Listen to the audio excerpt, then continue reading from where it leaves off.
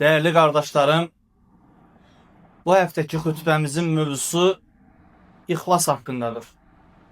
İxlas lüğətdə arınmaq, dupduru olmaq mənalarına gəlir. İxlas bir bədən olaraq düşünsək, bədəndəki ruha bənzəyir. Eğer bir bədəndə ruh yoxdursa, o bir cəsəddir. Əməllərimizi belə qiymətləndirək. Çünkü Allah Azza ve Celle bizim ettiğimiz əməllərin en önemli hususlarından biri de halisane, dupduru, içine heç nə qarışmadan mahza Allah üçün olmasını istəyir. Bir gün havarilərindən, İsa Aleyhisselamın havarilərindən biri İsa Aleyhisselam'a soruşur. İxlas nedir diye. O da cevap olarak insanların təqdirlərini, insanların təşəkkürlərini, heç bir şeyini gözləməməkdir. Bakın kardeşler, yani ettiğimiz əməlləri sırf Allah üçün etməkdir. İxlası daha yaxşı anlamaq üçün insanda ehsan şuuru olmalıdır. Cibril hədisində Peyğəmbərimiz sallallahu aleyhi ve sellem ihsan hakkında belə buyurur ki, ihsan Allah'ı görürmüş kimi ibadet etməyindir. Her ne kadar sen onu görmesen de o seni görür. Düşünək, ettiğimiz əməlləri Allah Azza ve Celle görür. Yaxşı, ixlasın ziddi nedir? Kardeşlerim, ixlasın ziddi riyadır. Sum'adır. Riya nedir?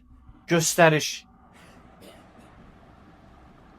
Bu haqda da Peyğəmbərimiz sallallahu aleyhi ve sellem bir hədis şəriflərində sizin üçün Dəccaldan daha çox qorxduğum bir şər barəsində sizə bildirim mi deyir? Peyğəmbərimiz sallallahu aleyhi ve sellem düşünün. Dəccaldan daha şərli. Bilirsiniz nədir qardaşlarım bu? Bu riyadır. Ettiğin əmələ, yani Allah üçün ettiğin əmələ başqalarını ortaq edirsən. Bax, mən filan vaxtı filan şeylər eləmişəm. Mən onu eləmişəm, mən bunu eləmişəm. Və yaxud da göstərir ki, bax, mən belə bir cömert birisiyəm.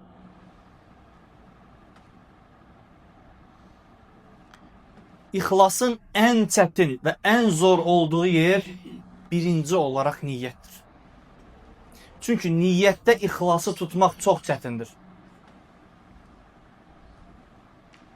İnsan ixlasına hansı səviyyədə olmasını bilmək istəyirsə birinci növbədə öz niyetinə baxsın. Allah Resulü aleyhissalatu vesselam İnnemel a'malu bin niyyat. Əməllər niyyətlərə görə dəyər qazanar. Yani kazanacağımız savab bizim niyetimizde ortaya çıxır. Ettiğin əməli sen ne için ettin? Hansı qarşılıq üçün ettin? İnsanlara göstermek için mü? Veyahut da insanlara eşittirmek için ettin bunu? Bu dərinliğe vardığımız zaman bunun ne kadar ihlasının ne kadar olduğunu ortaya çıkarırsın. Onun için de alimlerimiz güzel bir söz demişler kardeşlerim. Az ihlas insanı kurtarar. Yani əməlinin halis olarak, saf olarak, dupduru olarak ettiğin zaman bu əməl seni kurtarar. Onun için de ihlaslı adım atana, bir adım atana müjdeler olsun demişler. Bizden önceki ümmetlerde olmuş bir qissəni sizə danışacağım inşallah. İmam Nəvəvi rahmetullah aleyh bu qissəni niyyət və ixlas bəhsində zikr edir. Bizdən önceki ümmətlərdə 3 nəfər səfərə çıxmışlar. Səfər əsnasında yağışa tutulmuşlar və bir qayaya sığınmışlar. Bunlar bu əsnada qapı bağlanır.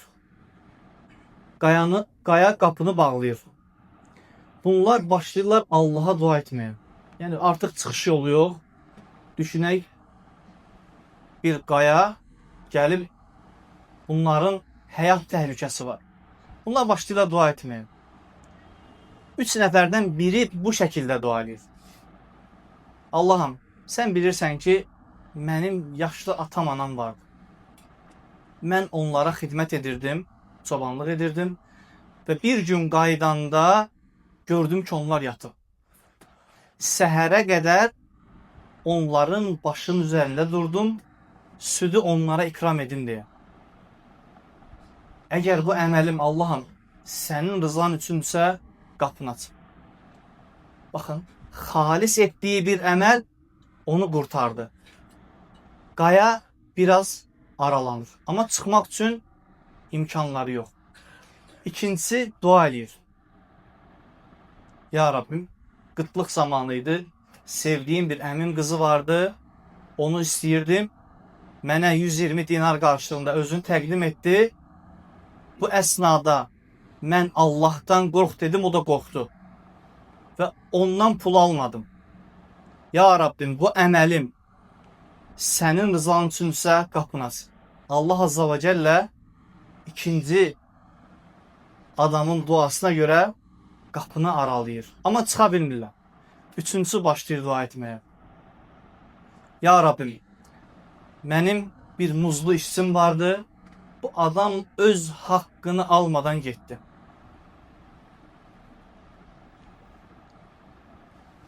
Bir gün həmin adam geri qayıtdı. Mən onun almadığı ücreti işə qoydum. Dəvə və digər heyvanlar sayı çoxaldı və mən ona dedim ki, sənin sürün budur. Adam inanmadı və mənə dedi ki, məni məsxərəyə mi qoyursan? Dedim, xeyr, bunlar sənin haqqın idi, götür get. Ya Rabbim, bu əməlim sənin rızan üçünsə qapını aç. Və Allah Azza və Cəllə o 3 adamın etdiyi xalis əmələ görə qapını açır. Qardaşlar, burada bir hikmət var. İlk öncə səfərə çıxarkən xeyirli kimsələrlə səfərə çıxmaq lazım. Düşünək, o 3 nəfərdən birinin duası ixlaslı olmasaydı, əməli ixlaslı olmasaydı, salih kimsə olmasaydı, onun duası qəbul olacaqdımı? Xeyr. Onlar oradan çıxa bilməyəcəklər. Onun üçün Allah Resulü Aleyhisselatü Vesselam sizdən biriniz dost etdiyi kimsəyə yaxşı baxsın. İnsan dostluğunun dini üzərədir buyurur Peyğəmbərimiz sallallahu aleyhi ve sellem.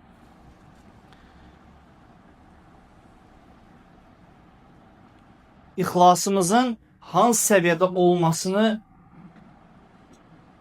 daha yaxşı anlamaq üçün nəfs mühasəbəsi etməliyik. Allah Azza və Cəllə Həşr surəsində "Bəl tənzur nəfsun mə qaddəmət liğad" buyurur. Hər nəfis sabah üçün nə etdiyinə baxsın buyurur. Sabahımıza nə hazırladıq? Sabahımız üçün nə etdik? Etdiyim və yaxud da etdiyim bu əməllərdə Allahın rızası nə qədərdir? İnsanlara göstərişim nə qədərdir? Daha bir başqa məsələ riyadır dedik qardaşlarım. Ona görə ki, insanın əməllərini puça çıxarır. Allah Azza və Cəllə Sədəqə ayəsində, Bəqərə surəsində onlar Allaha və axirət gününə iman etməmişlər. Onlar insanlara göstərsinlər deyə öz mallarını Allah yolunda xərcləmirlər. Sadəcə insanlar görsünlər deyə.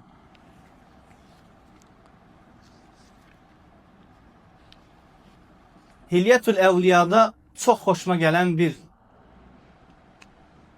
məsələ var. Bugün hamımızın ən çox ehtiyac duyduğu məsələdir qardaşlar. Kim ahirəti üçün əməl edərsə, Allah ona dünyasını verər. Kim Allah üçün, yəni xalisanə, muxlis bir şəkildə əməl edərsə, Allah ona dünyasını da verər. İkincisi, kim təklikdə olan halını islah edərsə, Allah onu insanlar qarşısında halını islah edər. Yəni Allah gizlidəki halını görüb, insanlar qarşısındakı sənin etibarını, dəyərini qaldırar. Üçüncüsü, kim Allah ilə öz arasını düzəldərsə, Allah onunla insanlar arasındakı halını düzəldər. Dəyərli qardaşlarım, Rəbbim bizlərə ixlaslı olmağı nəsib eləsin. Məşhur İslam alimlərindən Haris Əl-Muhasibi, Allah ona rəhmət eləsin, İxlas haqqında belə buyurur ki, İxlas o şeydir ki, insanlar etdiyin əməldə, insanlar səni təqdir etsin və yaxud da pisləsin. Bunlara heç bir məhəl yoxdur sənin üçün. Niyə? Çünki etdiyin əməlin qarşılığını sən insanlardan deyil də Allah Azza və Cəllədən gözləyirsən. Son olaraq Peyğəmbərimiz sallallahu aleyhi və səlləmin bir duasıyla yekunlaşdırmaq istəyirəm. Ey Allahım, ey Rəbbimiz və hər şeyin Rəbbi, məni və ailəmi dünya və axirətdə hər an sənə qarşı ixlaslı et. Ey ucalıq və ikram sahibi.